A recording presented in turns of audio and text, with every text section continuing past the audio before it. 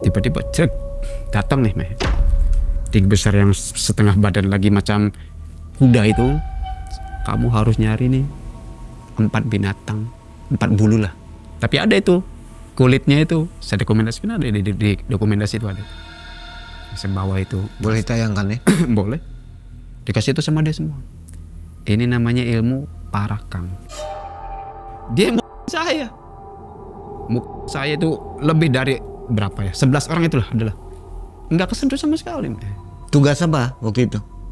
Nagih utang. Saya datangin orang tersebut lapor ke warga. Saya diketok di situ. Saya nggak tahu kalau istri saya ini depresi, Mai. Bahkan kalau saya deketin itu saya ditendang nih. Kamu siapa? Maafin saya. Mungkin ini karena ulah saya bisa sampai terjadi seperti itu. Di tanah tandus yang kering nan kelam, bersemayam satu ilmu, warisan orang terdahulu.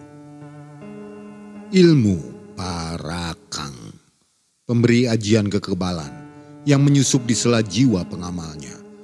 Ilmu parakang bukan hanya sekedar cerita, ialah cerminan luka dan dendam kala purba. Ajian yang dapat menebar petaka ini diamalkan oleh Mas Rian.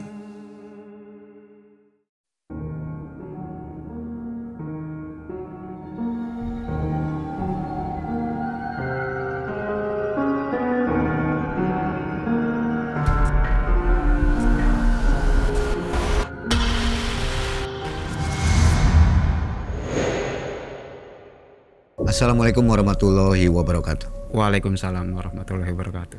Halo Sobat Malam Mencekam dimanapun Sobat berada. Senang sekali hari ini kita bisa jumpa lagi ya. Sobat, ada narsum yang sudah hadir jauh-jauh nih dari Jakarta. Namanya Mas Rian. Rian, betul. Apa kabar Mas Rian? Alhamdulillah baik. Mas Rian jauh-jauh sudah mampir ke Malam Mencekam, terima kasih ya. Sama-sama. Mau membagikan pengalamannya waktu tahun 2013 nih. Betul. Ya. Jadi Mas Rian apa namanya? Menuntut ilmu atau apa ya sebutannya? Ya bisa dibilang menuntut ilmu lah. Menuntut ilmu. Ilmu kekebalan ya? Iya betul. Apa namanya tadi? Parakang. Parakang, berarti Ilmu parakang. Sulawesi ya? Betul, salah satu ilmu yang banyak orang sana, banyak ditakuti sama orang sana lah. Ini kejadiannya di sana dong? Di sana, di Sulawesi. Bugis ya? Ya. Kalau kuyang, parakang apa? Bisa Beda. jelaskan sedikit nggak? Beda, kalau kuyang itu kan pada saat ingin beraksi itu kan kita setengah nih keluar semua kan, cuma kepala sama dalaman aja kan. Kalau parakang itu apa yang kita mau berubah nih, yang tapi tetap nih kelihatan badannya itu tetap kelihatan, tapi yang kelihatan itu paha sama pantat. Ditinggal itu ya? Ya, ditinggal. Seperti Separuh leak nih. gitu? Paha sama pantat nih tetap manusia. Ya, seperti leak ya? Nah, seperti leak seperti Itu mirip banget.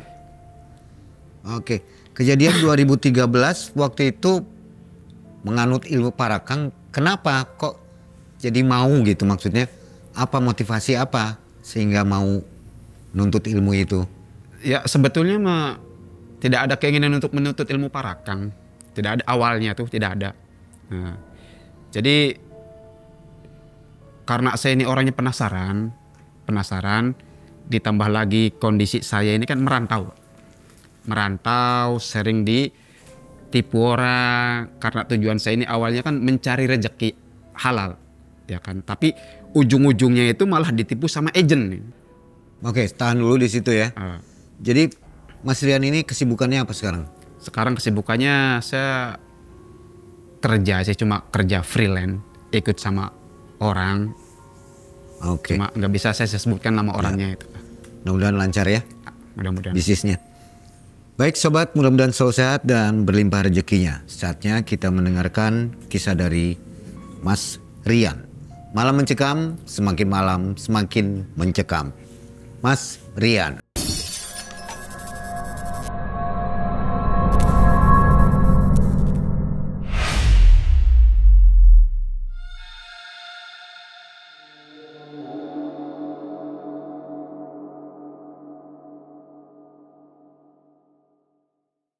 Jadi begini Mai, awal kejadian, awal kisahnya ini terjadi di tahun 2013.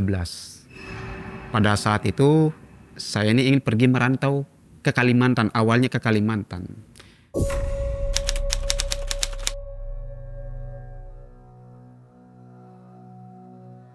Saya ini berangkat ke Semarang, ke pelabuhan Semarang, berangkat ke pakai kapal laut menuju ke Kalimantan. Sesampainya di Kalimantan nih, saya keluar dari pelabuhan itu ketemu sama seseorang nih. Mungkin orang itu tahu kalau saya ini orang bakalan nyari kerja nih, tahu. Akhirnya orang itu menawarkan, ya mungkin salah satu agent, dia itu salah satu agent lah gitu kan. Dia itu menawarkan ke saya, "Mas mau kerja kah?" Betul banget, saya gitu, mau kerja. Biasa kerja apa? Kalau saya biasa kerja di sawit, Bang. Oh, kerja di sawit. Pandai sabit nggak, kata dia gitu kan. Pandai Bang, ada sabit. Saya biasa di sabit kok. Nggak biasa tombak gitu kan. Kalau sawit itu kan, sabit itu kan untuk pohon yang tinggi itu kan. Kalau tombak itu kan pohon yang pendek lah gitu kan. Saya nggak biasa kalau pakai tombak. Oh ya udah, kebetulan Bang, saya lagi nyari orang yang pandai sabit. Untuk di PT apa kan gitu? Bukan di Kalimantan. Kalau abang mau, saya bawa masuk ke Malaysia, kata gitu. Masuk ke Malaysia. Tapi bang, saya ini nggak ada dokumen sama sekali, ilegal. KTP pun saya cuma fotokopian, kata gitu. Mas, nggak usah khawatir. Mas ikut sama saya, masalah ilegal itu nggak usah khawatir. Pokoknya Mas ikut sama saya aman. Mas masuk ke Malaysia, kerja di Malaysia itu sistemnya seperti apa, kata saya gitu. Nah, Mas, kalau sistem kerja di Malaysia itu beda sama di Kalimantan. Kalau di Kalimantan itu kan kita panen buah keluarin sendiri nih. Tapi kalau di Malaysia itu sistemnya sabit jatuh. Jadi kita panen buah sampai jatuh banyak itu orang lain yang mengeluarkan. Wah, kata saya nyaman dong. Saya biasa nyari 3 ton, berapa harga 1 tonnya gitu kan. Kalau di Kalimantan, di Malaysia itu kan pakainya tonase. Pakainya tonase 1 tonnya itu harganya Rp60.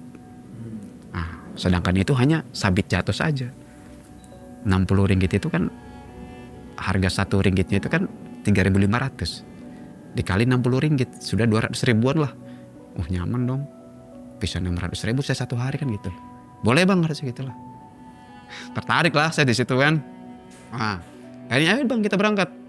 Berangkat selama 1 hari 1 malam itu kita nyampe ke daerah ini perbatasan Malaysia sama Indonesia, Kalimantan nih, Kalimantan daerah. Nah, di situ saya ditempatkan di salah satu rumah dialah, tapi ada istrinya, hanya beda ruangan. Nah, saya di situ tempatkan, dia pergi lagi nih bang, abang di sini aja, jangan keluar, kata dia gitu kan, jangan keluar karena di sini banyak aparat. Takutnya nanti kalau abang keluar, ada aparat yang tahu kita nih bakal masuk ke Malaysia tapi ilegal, abang kena, kata dia gitu. Jadi saya mau nggak mau di dalam rumah terus itu. Ya tetap dikasih makan, tetap kasih makan. Selama 2 hari kata dia, bang, nanti 2 hari kita masuk ke Kalimantan, ke Malaysia, kata dia gitu. Oh ya udah bang, kata dia gitu.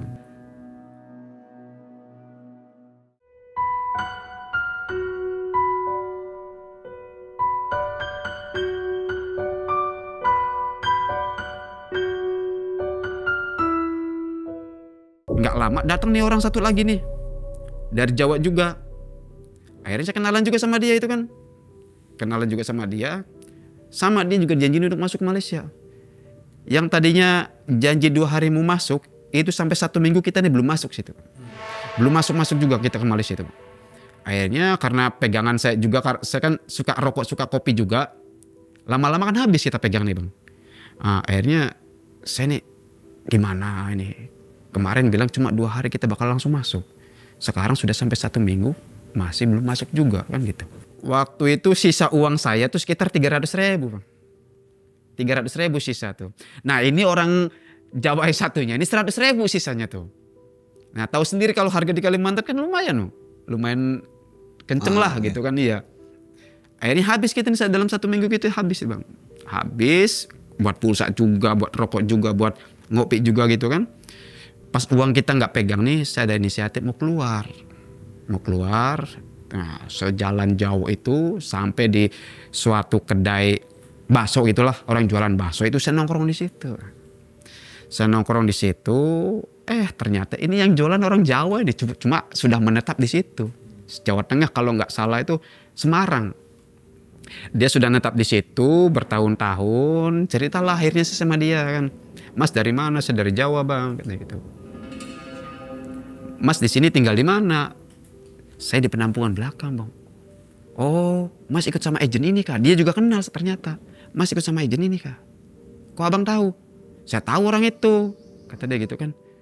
Mas dijanjiin masuk kapan? Harusnya 2 hari pertama kali saya datang ke sini harusnya sudah masuk. Dia janjiin 2 hari di sini, kita langsung masuk. Ternyata sampai 1 minggu lebih nih kita belum masuk, kan gitu. Nah di situ tuh saya dikasih bakso, dikasih rokok, apalah pokoknya dikasih makan sama dia di situlah. Sampai terakhir dikasih uang 100.000 itu sama dia untuk pegangan untuk beli rokok itu kan. Mas mau masuk Malaysia, tetap mau masuk Malaysia? Iya. Dipanggil lah kawannya dia, agent juga, tapi orang Sunda bang. Agent tersebut orang Sunda, sama biasa masukin pekerja juga nih. Biasa masukin calon tenaga kerja yang ingin masuk ke Malaysia nih, sama. Tapi itu langsung masuk. Langsung masuk ke Malaysia. Legal? Ilegal. Sama ya? Sama ilegal. Nah dibawalah saya nih ke suatu PT nih di Malaysia itu. Dia bilang kan tinggi pohonnya itu kan sekitar 10 meter ke bawah. Emang 10 meter ke bawah. Ternyata setelah sampai di tempat itu 14 meter. Kata saya, ini sih bukan 10 meter, 14 meter ke atas ini. Nah di situ saya tidak mampu nih bang. Istilahnya tidak mampu panen di situ kan karena buah sekalinya jatuh buah itu langsung hilang karena tanah gambut kan buahnya kan besar bang. Karena tanah gambut sekalinya jatuh itu langsung tenggelam di tanah tuh. Nah kita nyungkil lagi itu kan capek. Akhirnya bos, kalau bisa saya nggak usah ambil buah lah, nggak usah nyabit buah. Terus mas, biar saya loading aja. Loading itu angkut buah ke mobil itu, angkut buah pemanen itu kalau ke mobil. Oh iya udah boleh, boleh. Nah akhirnya saya tuh kerja di situ loading buah selama 7 bulan. Di situ banyak bang, orang Indonesia dari berbagai suku itu banyak di situ. Udah tahu upahnya berapa ya? Sudah tahu. Berapa? Kalau loading buah itu, yang angkut buah itu 90 per ton. 90 apa ini? 90 ringgit. Jadi sekitar berapa? 90 ringgit itu 300-an. Satu hari? Satu hari. Besar ya? Besar, tapi paling banyak itu 15 ton bang. Tapi itu orang berdua nih. 15 ton nih dibagi 2. Kalau mampu habis. Kalau nggak mampu habis mungkin kita minta tolong sama kawan lain, kita istirahat dulu kan. Tolong kawan lain untuk gantiin saya nih. Karena buahnya bukan kaleng-kaleng, besar bang. Berat lagi. Jadi bagi-bagi upahnya nanti? Iya, paling saya ambil 2 ton, 3 ton gitu kan. Nah, sama kawan juga. Kadang buah ini kita berdua langsung. Nggak satu-satu gitu kan. Kalau nggak mampu ini, berdua langsung kita tombak. Naikin berdua. Jadi kerjasama gitu kan. Nah di situ saya kerja selama 7 bulan kan. Di situ kan orang Indonesia, hampir semua orang Indonesia itu orang Indonesia dari berbagai suku.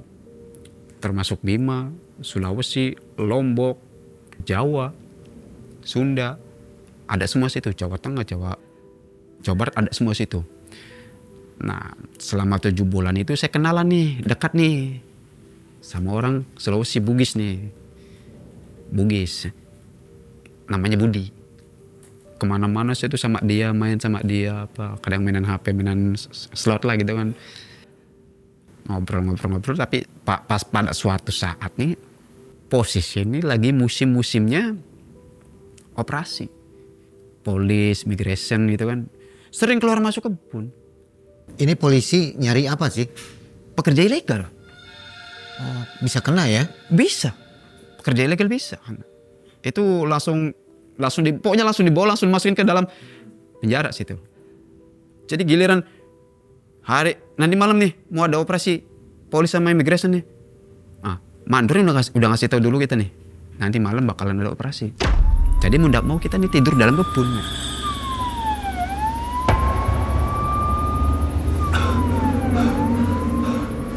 Tidur dalam kebun kan otomatis kan banyak istilahnya pendapatan kita yang hilang. Otomatis kan besok libur nih nggak kerja kan. Akhirnya kita berdua punya rencana mau keluar. Karena kita pun sering lihat pas browsing itu kan lewat HP itu kan, sekalinya kena ini 2 truk yang kena, 3 truk yang kena. Was-was jadi kita mah. Was-was. Saya ngobrol nih sama kawan saya nih, si Budi nih. Bud, kalau kayak gini terus caranya, lama-kelamaan kita nggak dapet duit. Dimana kalau kita keluar? Keluar mana bang? Kita keluar Kalimantan. Tapi duit bang, nanti selesai gajian, setelah gajian kita cabut. Ya udah bang. Nah, setelah gajian kita cabut itu mak dari situ. Kita keluar ke daerah Aruk kalau nggak salah. Daerah Aruk. Kalau keluar dari Malaysia itu izin nggak? Maksudnya pamit dengan agent? Pamit dari? Agentnya? Enggak. Langsung kabur aja? Langsung kabur. Kalau pamit dari agent itu, kita nggak bakalan dikasih. Yang ada kita harus bayar dulu. Jadi istilahnya kayak tambang tuh biaya travel mak. Tapi di sana mahal. Walaupun kita jaraknya dekat nih, sampai 2 juta itu. Harus habiskan kontrak dulu. Harus habiskan hutang kita dulu lah. Di sana tidak ada sistem kontrak.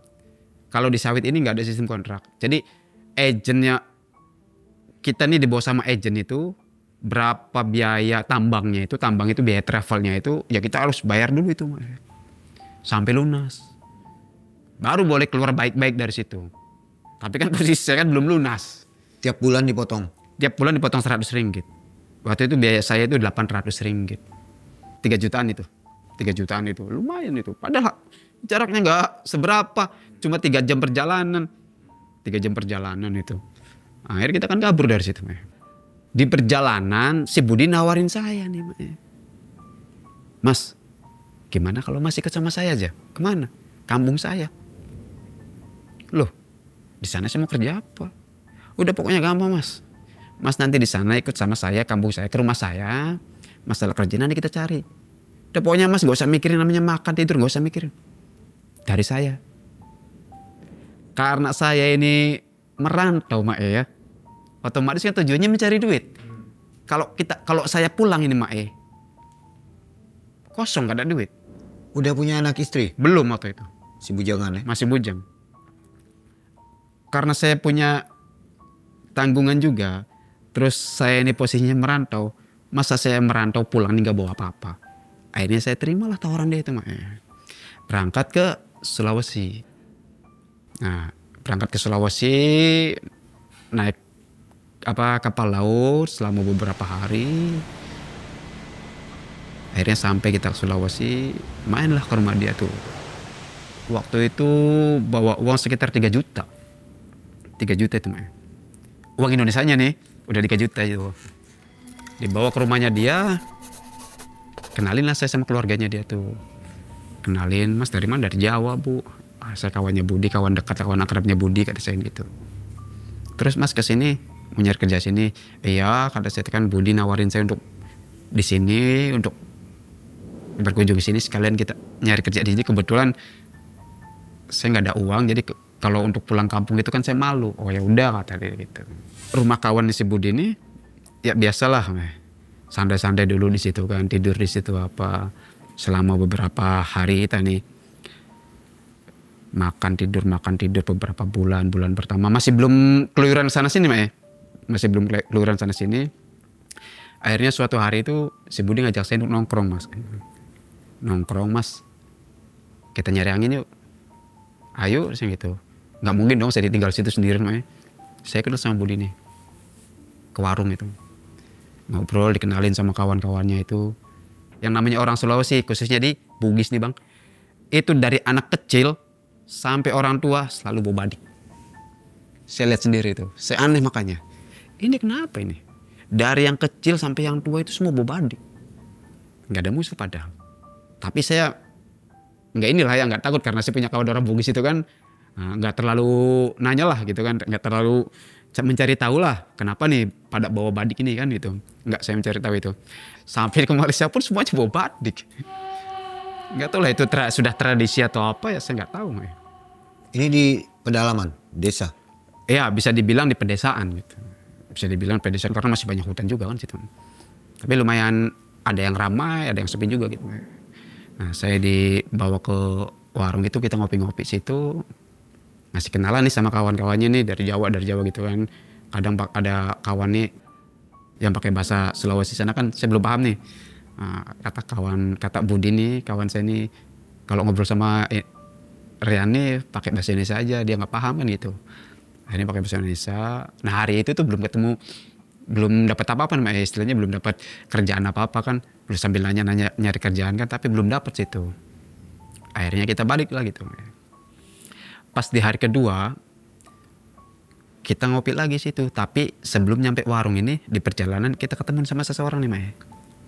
Itu bisa dibilang alim lah istilahnya, kalau kata orang sana sih yang megang daerah situ lah. Jadi dia punya-punyaan gitu.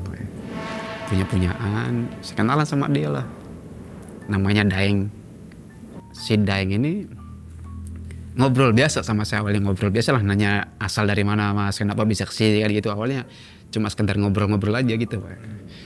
Ya, lumayan lah sambil istilahnya nyari waktu kosong, waktu luang kan, ngobrol-ngobrol-ngobrol. Nah, hari itu kita selesai ngobrol, kita pulang lagi. Saya ini ngerasa nggak enak Mae. Ngerasa nggak enak, kelamaan tinggal sama dia, makan tidur gitu kan. Sedangkan dia juga punya beban juga kan. Tuh, beli makanannya otomatis nambah kan gitu. Ngerasa nggak enak kan. Put, gimana kalau saya ngontrak aja sambil nyari kerjaan? Ya nanti kata dia kan gitu. Kan Mas belum dapat kerjaan kata dia gitu kan. Ya betul juga, tapi saya ngerasa nggak enak sama keluarga kamu kan gitu. Masa tiap hari kita nih makan tidur keluar main gitu kan. Tanpa ada istilahnya ngebantu sesuatu di rumah itu nggak ada Mae. Pas sore kita mau keluar itu mau kemana kita nih lupa, waktu itu mau ke warung juga kayaknya tuh beli rokok itu. Ketemu lagi sama Daeng tersebut, ketemu lagi. Nah ketemu lagi, ngobrol lagi gitu. Mas nyari apa? Kata dia gitu kan. Saya mau nyari rokok Daeng kata dia gitu. Oh ngobrol sini Mas, ngobrol. Mas di sini kerja apa? Belum, saya belum dapat kerjaan kata saya gitu. Oh emang tujuannya kerjanya mau apa? Saya mau apa aja, juru parkir pun tak apa kata saya gitu ya. Yang penting ada penghasilan, karena saya pun harus kirim ke kampung gitu kan. Oh gitu. Dibawalah saya sama Daeng. Si Budi nggak ngikut nih. Di Budi tetap di situ, saya dibawa sama Daeng. Mas mau nggak? Mau apa Daeng? Kalau saya kasih sesuatu, apa tuh? Ajian atau ilmu kata dia gitu.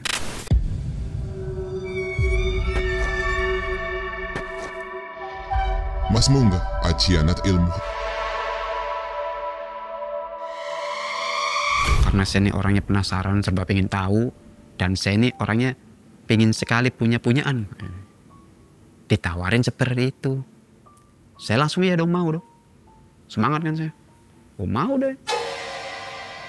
Apa aja syaratnya? Besok Mas datang lagi ke sini, tapi sendiri. Di si Budi nggak usah dibawa.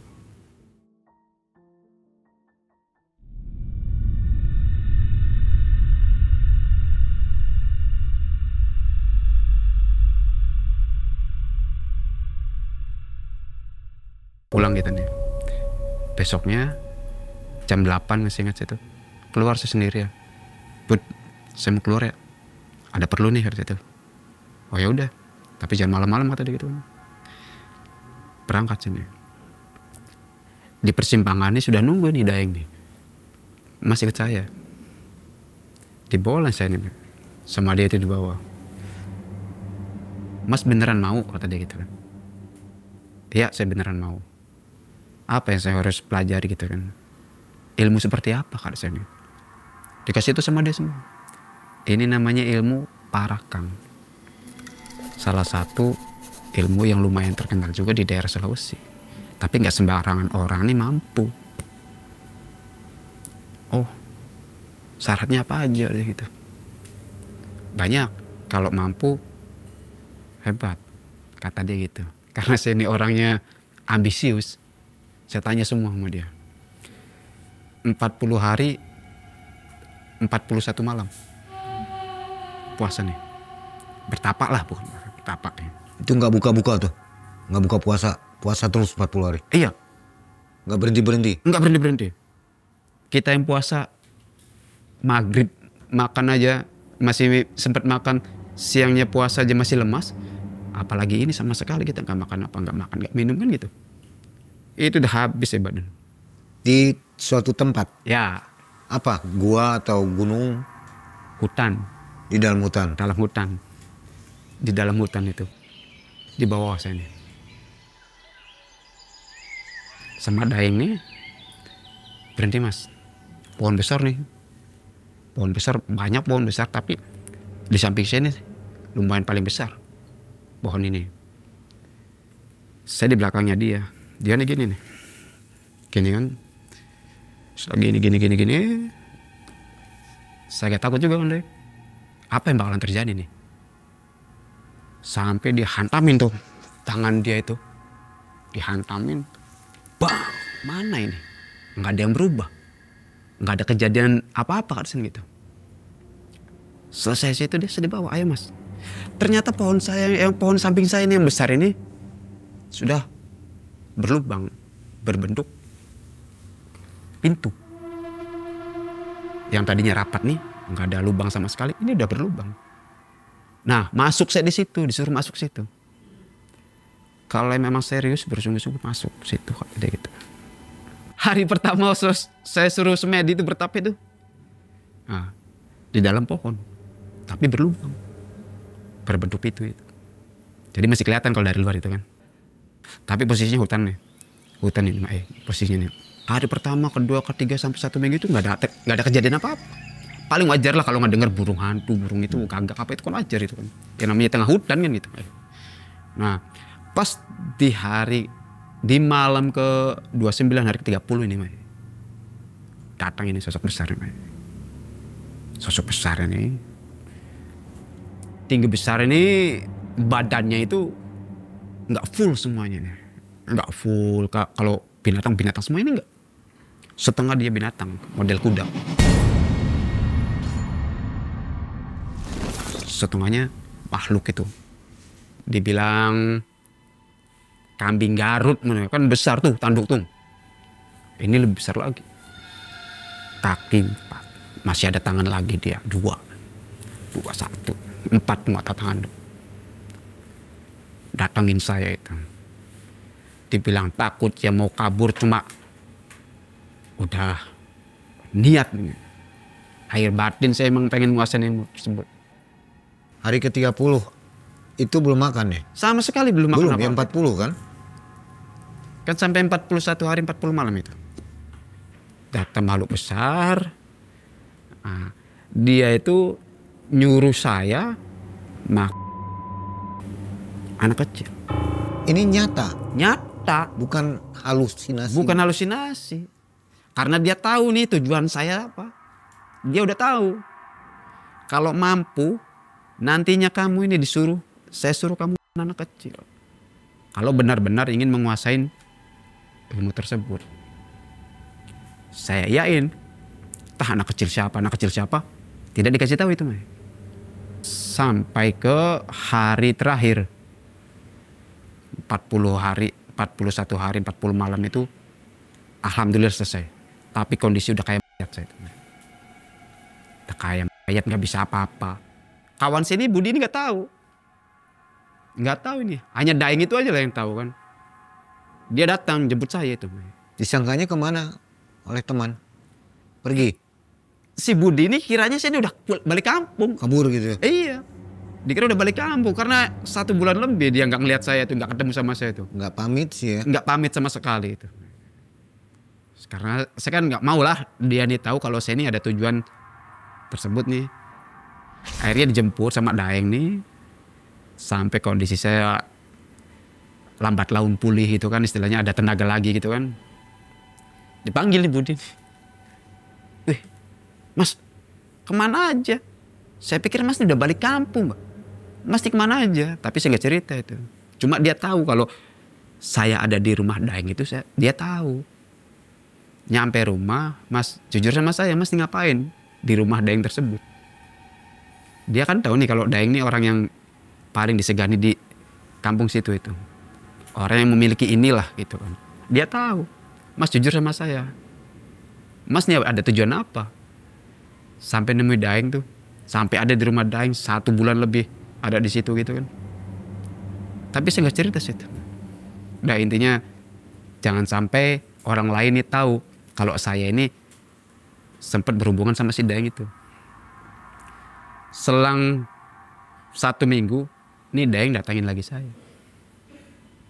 Katanya kalau ilmu saya mau sempurna, belum termasuk sempurna sekali, itu belum. Teruji istilahnya gitulah ya. Teruji, nggak bisa disentuh sama orang, nggak bisa disentuh sama hal-hal yang benda-benda tajam itu. Kamu harus nyari nih 4 binatang, 4 bulu lah, 4 bulu hewan. Terserah apa aja, yang penting hewan itu berbulu. Untuk menguji nih, menguji kalau saya ini benar-benar tidak mampu namanya ditembak. 4 hewan ini harus saya temuin. Terus diapain? Kamu makan itu semuanya. Saya pikir itu udah selesai, Mak. Ternyata ada lagi syaratnya itu. Tapi karena sudah terlanjur turun di situ, mau ndak mau saya cari. Yang berbulu aja yang gampang-gampang awalnya. Burung saya makan, ayam saya makan. Dimasak dulu? Enggak, Mentah-mentah? mentah Sampai habis? sampai habis. Sampai habis itu saya makan itu. Yang ketiga anjing hutan. Anjing hutan saya modal biasa parang gitu ya. Biasa di hutan kan banyak anjing hutan itu kan. Untungnya ketemu tuh anjing hutan tuh. Yang keempat ini saya cari-cari belum ketemu ini. Pas saya lagi hari keberapa itu saya masuk ke hutan. Saya bawa tombak, saya bawa parang gitu kan. Duduk itu saya tuh karena emang capek jalan terus, nggak ketemu-temu, saya duduk situ. Duduk, macan ada yang datang ini kan. Giliran saya nengok, macan ini yang datang. Tapi nggak terlalu besar. Nggak kayak biasa macan-macan yang gitu kan, ya sekitar seginian lah macan ini. Tapi yang namanya macan bukan seperti kucing itu, Mai. Kita ambil dia gigit. Tenaganya pun lebih besar. Tapi saya kan udah ada parang sama tombak ini kan. Dia maju ke saya. Giliran mau lompat, pas sekali itu, Mai. Giliran mau lompat, tombak itu saya masukin ke dalam mulut itu. Pas dia lompat, buka mulut, masukin tombak itu, tas. Giliran udah masuk, saya injak badan, langsung saya. Tapi ada itu kulitnya itu, saya dokumentasikan, ada di dokumentasi itu ada itu. Saya bawa itu. Boleh tayangkan nih? Boleh. Saya herannya, ini kan binatang besar nih. Ya. Itu habis dalam berapa lama? Ya lumayan berjam. Karena sendirian makan. Tapi kan belum dimasak gitu ya? Enggak ada yang namanya masak kasih kecap, itu enggak ada. Kok bisa, Mas? Ya. Yang namanya kita udah terlanjur ngejebur situ. Mau ndak mau lah.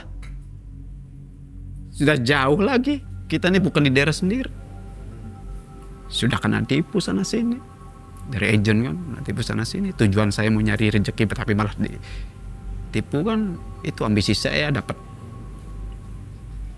masukan seperti itu. Tanpa pikir panjang. Mati pun walau alam. Udah 4 hewan ini saya penuhin semua syaratnya. Saya balik lagi tuh ke rumah Budi tuh. Tapi badan di situ udah enak, Pak. Udah ringan badannya. Ringan lah, jadi saya jalan pun macam tinggi itu. Tinggi jalan. Padahal saya pendek, orang yang bisa dibilang nggak terlalu tinggi. Tapi saya jalan udah kayak tinggi kali gitu. Sama Budi nih akhirnya tetap kita nih, biasalah. Hari-hari kita nanya-nanya orang nyari kerjaan, dapat kerjaan. Tapi juru parkir. Nggak apa lah, yang penting kan ada pemasukan kita buat makan, buat ngerokok, buat ngopi gitu kan. Jadi nggak nyusahin orang tuanya si Budi nih. Nah di situ juru parkir saya tuh markirin tiap hari, lumayan di situ. Berdua aja saya sama Budi nih. Ada orang saya tantang suruh bubar. Orang situnya. Ada orang lagi datang, ini wilayah saya. Kan gak ada yang kenal sama saya tuh, Mak. Saya tantang itu. Tumbang pergi. Kita berdua nguasain situ. Yang namanya lahan parkir, Mak, ya. Kita kan orang jauh nih. Gak kenal lagi ya nih. Dia lebih dulu kan? Lebih dulu. Tapi saya ini dikasih kerjaan sama orang situ awalnya. Suruh markirin di situ. Tapi orang-orang lama ini gak terima. Kalau ada saya kerja di situ, parkirin nggak terima. Sampai datang itu berkali-kali orang loh. Yang namanya preman situnya apalah, datang berkali-kali saya hadapin itu. Saya hadapin, tetap mental itu dia. Itu Clay berantem? Saya nggak berantem. Dia mukulin saya. Kan tahu sendiri. Yang namanya orang Bugis hari-hari bawa badik. Saya apa? Kebal? Nggak kesentuh sama sekali. Emang Oh sih. jadi masnya diam aja gitu? Diam aja. Karena orang banyak mau berantem. Dia kan banyak kan tuh. Kita berdua, Budi takut. Kawan saya nih takut. Saya maju. Mukul saya pakai apapun. Saya diam aja. Tapi ya baju disobek.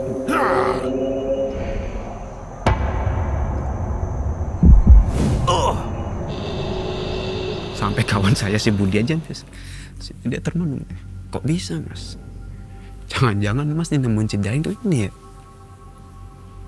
Sampai dia bilang seperti itu. Iya, kata saya itu.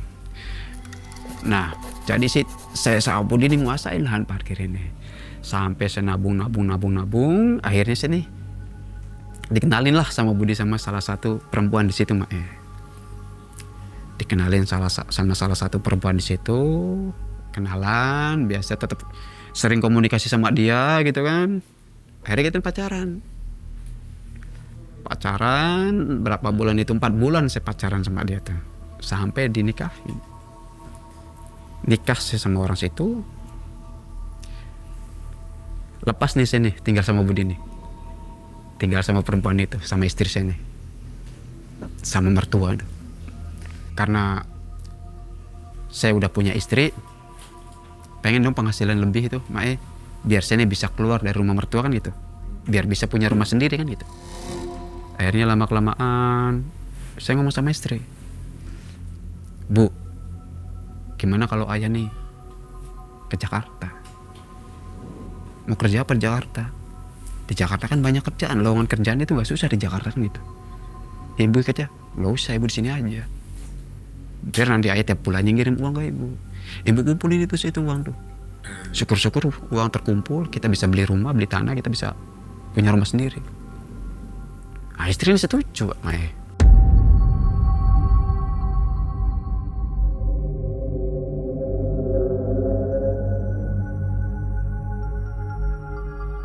Akhirnya dengan bekal uang waktu itu saya tuh berapa tuh?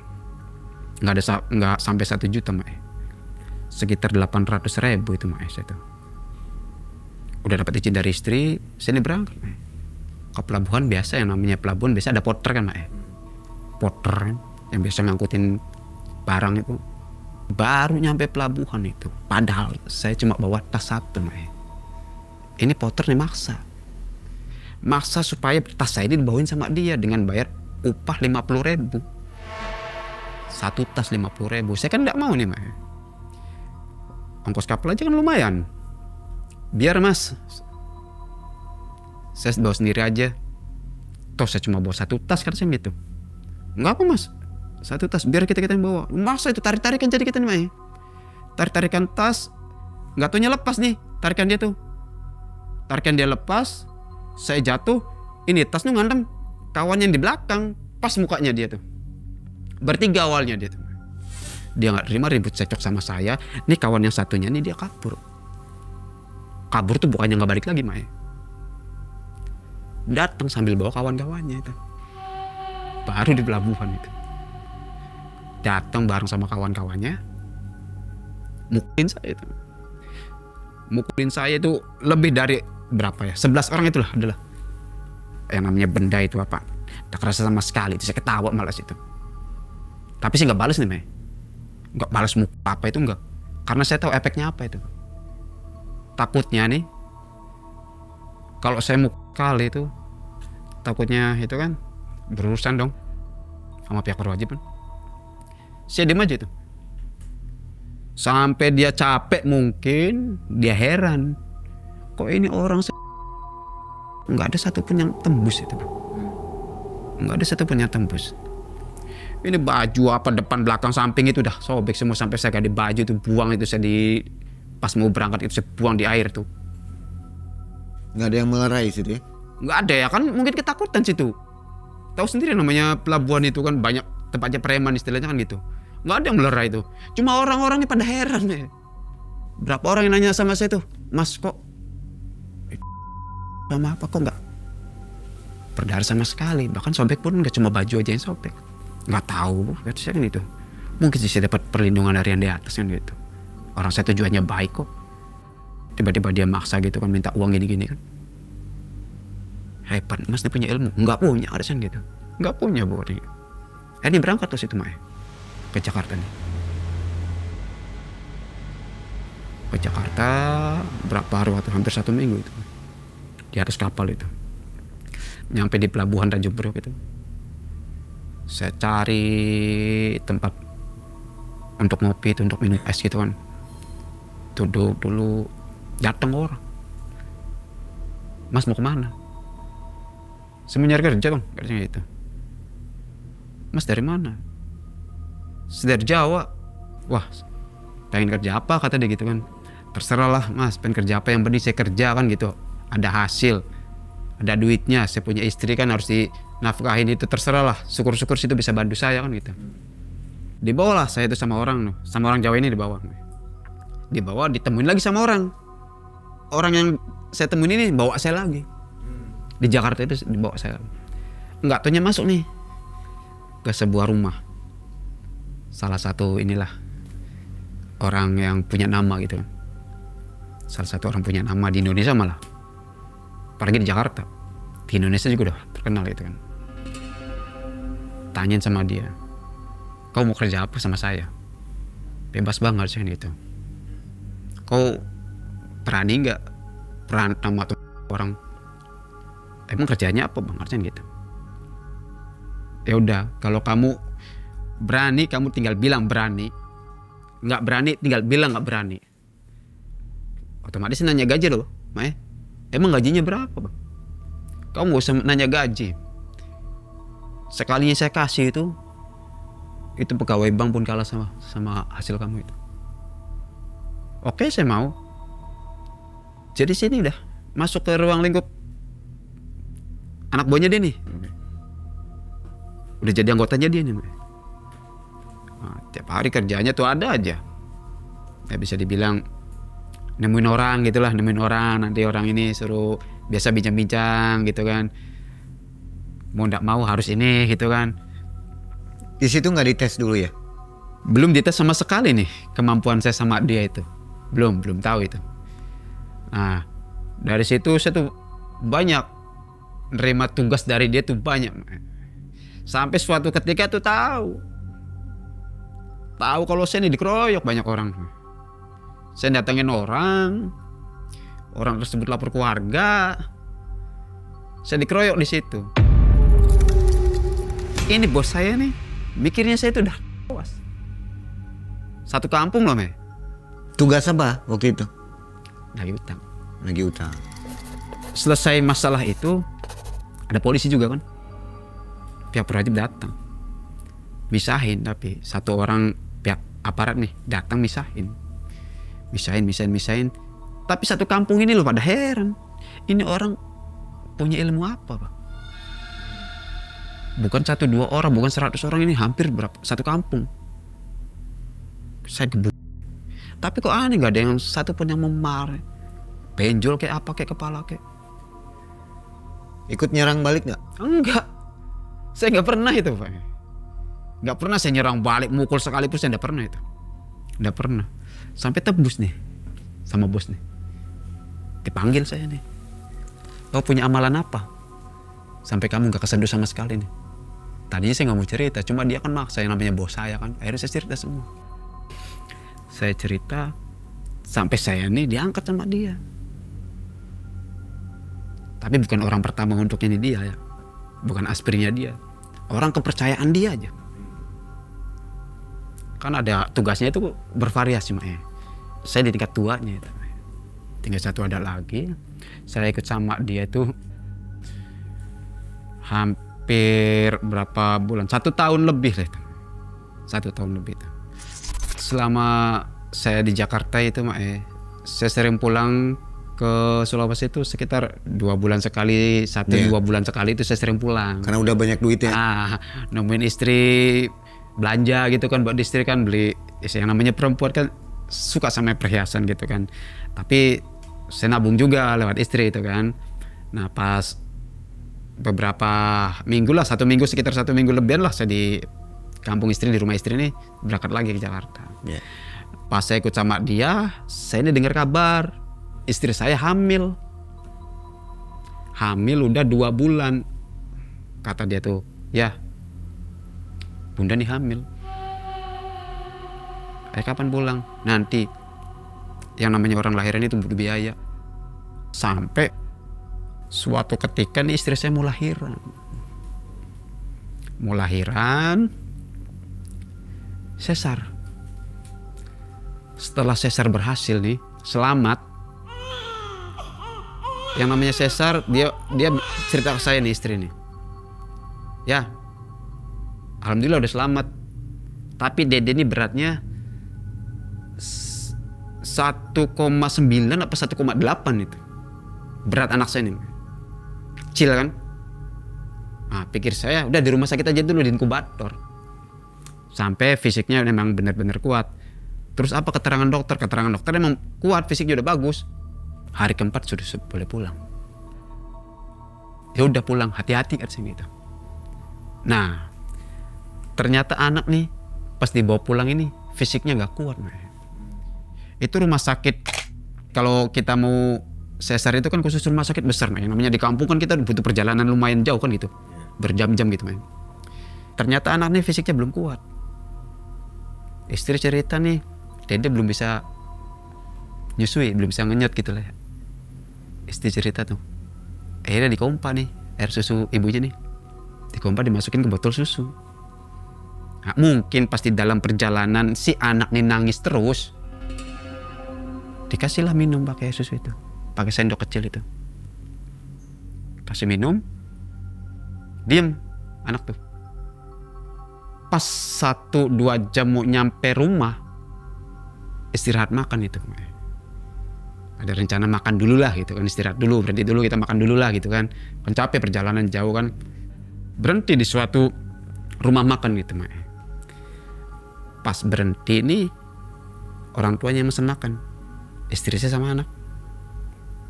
Orang tuanya selesai makan, dipanggil bapaknya nih. Orang tua istri itu kan. Pak, ini kok dede diem aja? Memang posisi diam. Mata kebuka sedikit. Ini mulut kebuka sedikit. Mata ditiup sama mertua tuh. Nggak kedip sama sekali, man. Mungkin penasaran dikit. Simpen lah. Pundak ini kan. Dipukul-pukul nih dada, punggungnya nih. Bayi nih. Katanya ada suara batuk kecil tapi. Dipegang, nadi masih ada. Cuma lemah. Di situ anak kasihkan lagi ke istri saya. Ini mertua nih, bapaknya nih. Keluar langsung. Nanya ke warga sekitar situlah. Nanya puskesmas terdekat di mana. Setelah dikasih tahu itu puskesmas dekat di situ ada, langsung dibawa situ mah. Anak itu. Tapi mungkin sudah takdir ya, ya. Gilir sudah nyampe puskesmas, dokter nih lagi ada pasien lain. Jadi anak terpaksa diurus sama asistennya itu. Dikasih oksigen. Anak masih bayi dikasih oksigen segede kepala. Mana bisa kan gitu. Dokternya nggak datang. Nah di situ istri saya sudah pasrah. Setelah 10-15 menit datang dokter. Diceknya lah bayi ini anak. Ternyata memang sudah nggak ada. Langsung nelpon saya kalau dede ini nggak ada. Nangis saya namanya. Anak pertama lah.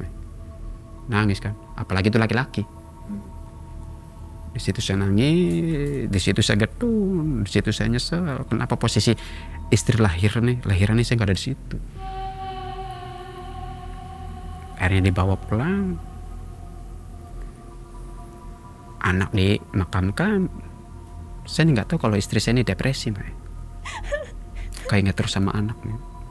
Selang 1 minggu apa 8 hari saya pulang, Mbak. Saya izin dulu sama bos saya mau pulang bos, saya mau nengok istri sama makam anak saya. Saya pulang pakai pesawat gitu kan, bukan lagi pakai kapal laut, pakai pesawat. Nyampe di rumah saya kaget. Kalau istri ini udah nggak kenal sama saya, sama sekali udah nggak kenal sama saya itu, Mak. Itu sakitnya saya minta ampun itu, Mas. Hati saya nangis. Suami sendiri nggak kenal. Tapi kalau sama kawan-kawan lain yang udah lama nggak ketemu itu masih hafal. Tapi kenapa sama suami sendiri ini nggak kenal? Bahkan kalau saya deketin itu saya ditendang nih, kamu siapa? Saya di situ memang sakit lah, hati situ sakit. Saya izin sama mertua mau ke makam. Pas mau maghrib itu, saya ke makam anak. Nggak jauh dari rumah saya, setengah jam lah itu. Ke makam anak sendirian. Setelah sampai di pemakaman tuh, tiba-tiba cek datang nih, Meh. Tinggi besar yang setengah badan lagi macam kuda itu.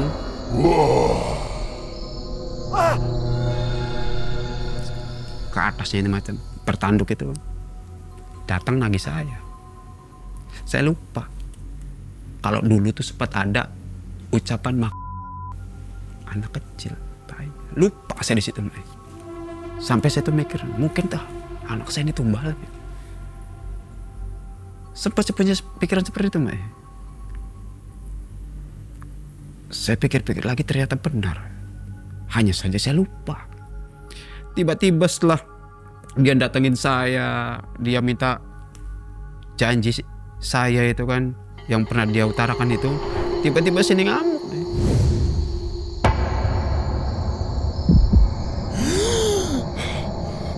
Ngamuk di situ sekuat. Awalnya tangan nih, badan nih kencang semua, Meh. Nggak ada orangnya di situ? Nggak ada siapa-siapa itu. Itu menjelang maghrib itu. Kaki, tangan, mata, apa semuanya kencang semua saya itu. Tiba-tiba kencang, pok, jatuh sini. Jatuh selang berapa menit nih bangun ini. Bangun saya keduk itu kan, tanpa pakai alat itu. Makam anak saya itu saya bongkar, sampai papan, kelihatan papan.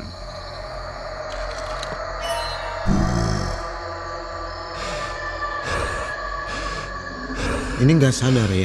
Nggak sadar, itu bukan saya. Nggak mungkin kalau itu saya, itu nggak mungkin. Sampai saya buka papanya itu tanpa banyak pikir panjang itu yang istilahnya udah bengkak ituan.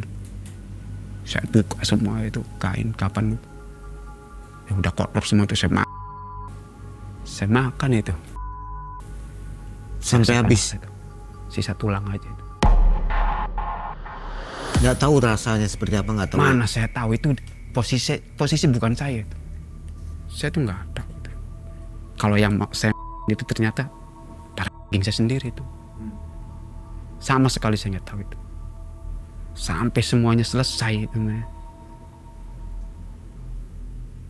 Setelah semuanya selesai, itu saya tutup lagi. Makam itu saya perbaiki lagi. Sampai semuanya rapi. Tanpa meninggalkan jejak sama sekali itu. Yang tadinya tangan ini semuanya kaku, badan semuanya kaku, ini berubah lagi. Lemas-lemas jatuh.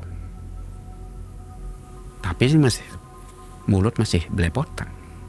Saya pulang, langsung ke kamar mandi, saya cuci muka apa, saya nemuin istri. Saya minta maaf semuanya ke istri, sujud saya ke istri.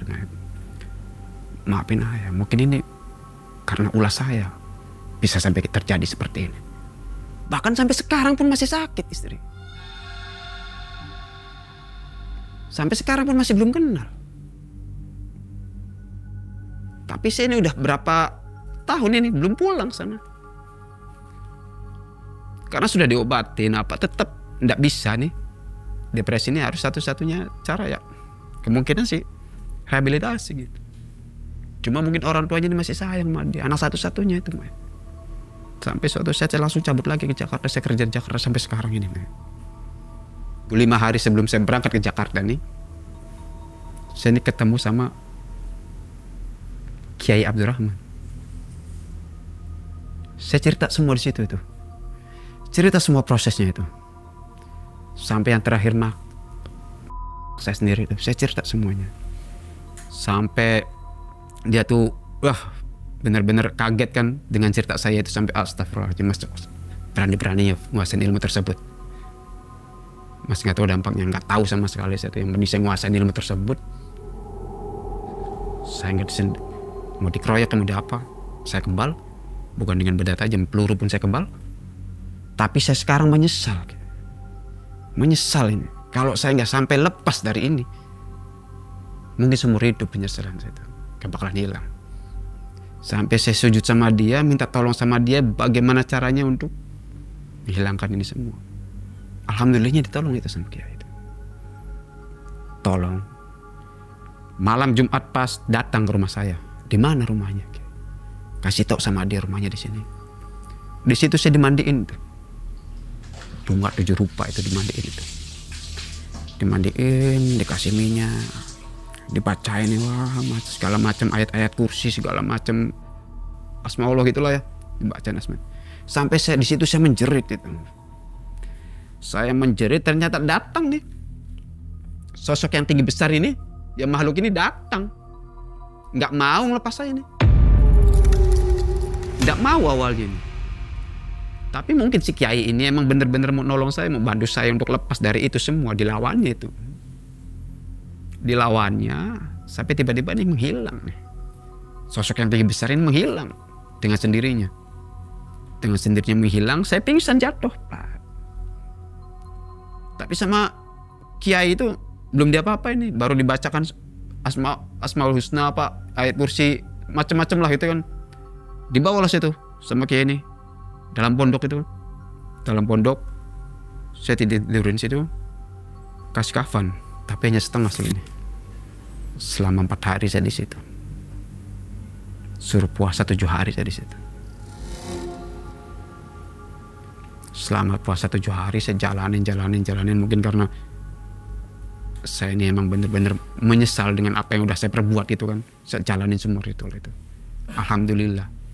Saya pergi ke sini, setelah selesai semua itu prosesnya itu dengan Kiai Abdurrahman itu, saya nanya itu kan, sebelum berangkat itu saya nanya, Kiai, ini yang di tubuh saya ini udah bener-bener lepas apa belum? Perlahan sendiri apa akan hilang dengan sendirinya, Mas, kata dia gitu kan. Tapi bener, saya berangkat lagi ke Jakarta, di jarum aja kan, jangan kan terus jarum, kaki kesandung aja saya kesakitan. Berarti bener nih, udah lepas dari badan saya. Ya alhamdulillah, sampai sekarang udah bersih total.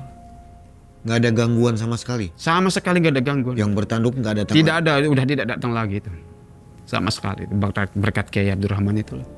Sama sekali, alhamdulillah sampai sekarang tidak pernah ngalamin lagi yang namanya hal-hal seperti itu. Didatangin oleh makhluk yang itu, enggak. Cuma penyesalan masih tetap ada. Penyesalan saya itu. Bekerja masih di si bos itu? Masih, sampai sekarang masih. Gimana mungkin menagih tanpa ilmu? Nanti gimana kejadiannya kalau dikeroyok lagi? Modal berani saya. Sudah pede ya? Modal nekat. Oke, nanti kalau si bos dengar gimana nih? Ya wallahu alam. Cuma saya tidak ikhlas saja. Ikhlas lillahi ta'ala. Oke. Ini perjalanannya mengerikan sekali ya, Mas ya. Bagaimana kalau keluarga istri tahu Mas Rian makan? Ya walaupun nantinya bakalan tahu, ya saya dengan ikhlas. Dia mau marah sama saya, mau maki-maki saya pun tak apa. Mungkin bagian-bagian yang sensitif akan kita sensor ya, Mas Rian ya. Boleh. Oke, baik. Nah, Sobat Malam Mencekam, bagaimana kisah dari Mas Rian ini? Takutlah begitu kita ya mendengarnya. Iya. Karena ini ketidaktahuan Mas Rian tentang ilmu itu ya. Jadi hati-hati ya. Hati-hatilah, jangan sampai kita nih karena ingin mencari sesuatu secara instan lalu kita melakukan apa saja untuk memenuhi ambisi tersebut tanpa kita tahu dulu penyebabnya, ujungnya apa, akibatnya apa itu. Kalau bisa janganlah. Karena nanti efeknya itu bakalan lari ke keluarga sendiri. Iya. Oke, Mas Rian, terima kasih ya. Sama-sama. Mudah-mudahan segera normal semua, istrinya sehat kembali. Amin. Itu udah mantan atau? Masih. Cuma saya ini sudah lama tidak pulang-pulang ke sana. Karena kalaupun saya pulang ke sana, istri pun memang sudah nggak kenal sama saya, kan masih seperti itu. Iya, iya. Masih. Oke. Masih sakit sampai sekarang. Apa pengaruh dari ritual itu? Bisa jadi? Depresi karena kehilangan anak pertama, laki-laki lagi kan. Nggak ada pengaruh dari ritualnya Mas Rian ya? Tidak ada, secara tiba-tiba anak meninggal gitu kan. Bahkan meninggalnya pun dalam perjalanan pulang, yang tadinya sehat-sehat aja kan. Terima kasih Mas Rian. Ya, sama-sama. Dan Sobat Malam Mencekam, demikian akhir kisah dari Mas Rian. Kita akan segera jumpa di video selanjutnya. Assalamualaikum warahmatullahi wabarakatuh.